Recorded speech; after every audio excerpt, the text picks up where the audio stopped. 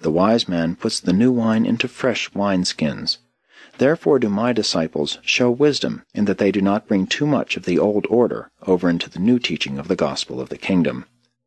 You who have lost your teacher may be justified in fasting for a time.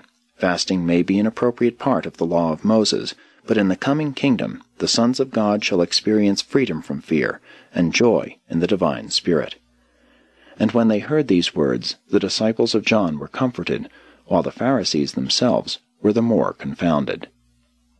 Then the Master proceeded to warn his hearers against entertaining the notion that all olden teaching should be replaced entirely by new doctrines.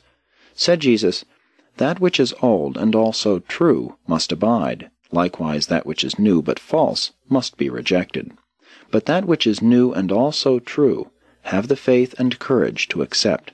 Remember it is written, Forsake not an old friend, for the new is not comparable to him. As new wine, so is a new friend. If it becomes old, you shall drink it with gladness." 8. The Feast of Spiritual Goodness. That night, long after the usual listeners had retired, Jesus continued to teach his apostles. He began this special instruction by quoting from the prophet Isaiah. "Why have you fasted? For what reason do you afflict your souls, while you continue to find pleasure in oppression, and to take delight in injustice? Behold, you fast for the sake of strife and contention, and to smite with the fist of wickedness. But you shall not fast in this way, to make your voices heard on high. Is it such a fast that I have chosen, a day for a man to afflict his soul?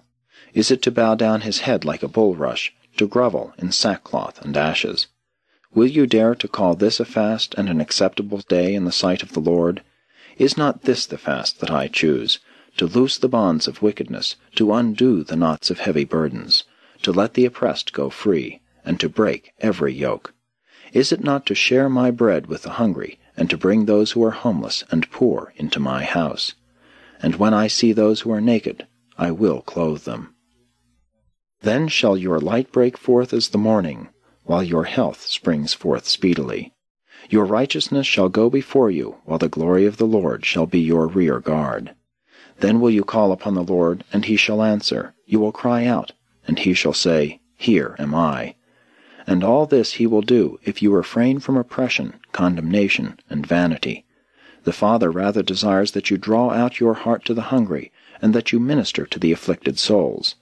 Then shall your light shine in obscurity, and even your darkness shall be as the noonday.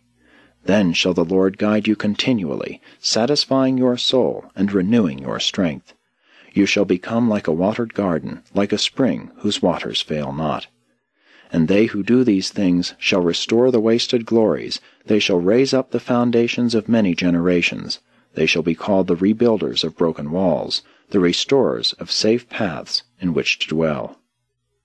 And then long into the night Jesus propounded to his apostles the truth that it was their faith that made them secure in the kingdom of the present and the future, and not their affliction of soul nor fasting of body.